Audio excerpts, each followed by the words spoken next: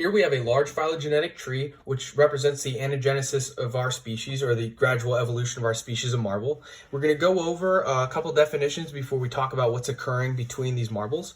So the first definition we're going to talk about are OTUs. Each of these marbles are considered OTUs, or operational taxonomic units, and in this case they represent the difference in alleles opposed to the difference in species, because all these marbles are just one species. We have a brown color and a red color. This represents a terminal node. It's easy to remember, terminal being N is the end of our branch, which leads into our OTU. And the brown node represents our cladogenesis, or the formation of a new group of organisms. And it also represents the common ancestor for the marbles. So we have an outgroup, so our closely related organism that evolved differently. And that's this clear white ball. What happens here is this node only encompasses these branches which have these marbles on them, but it excludes this marble. That's because these marbles have a characteristic that this does not have, and in this case it's color. We'll talk about a few more of those in a second.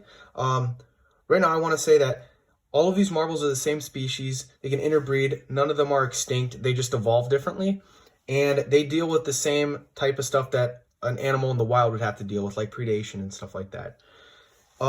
The first major change we see is in size, and it's a pretty significant change. You can see as the size of the gap is pretty significant, and smaller marbles can move quicker than larger marbles, and that is beneficial because they can outrun predators better than larger marbles can. So that's our first major change. Now, we have two organisms that diverge from the same node here, so they're considered sister taxa. They're the most similar to each other, opposed to similar to any other marble within the phylogenetic tree. Now, the change that occurred within the sister taxa is this is a transparent marble, and this is somewhat filled. It's still a little transparent, but it's more filled than anything. And that's because predators prefer to eat transparent marbles opposed to filled marbles. So you see that change within just that sister taxa right there. Now, within this next sister taxa, you see a significant difference. They're fully solid. There is no transparency within the marbles, and there is a little bit of a color change here. In mating, it's more desirable to have brighter colors. So as you look down the phylogenetic tree, you just see little changes. So there's a significant change between these marbles, and this leads to a very bright marble, which is beneficial to have in mating.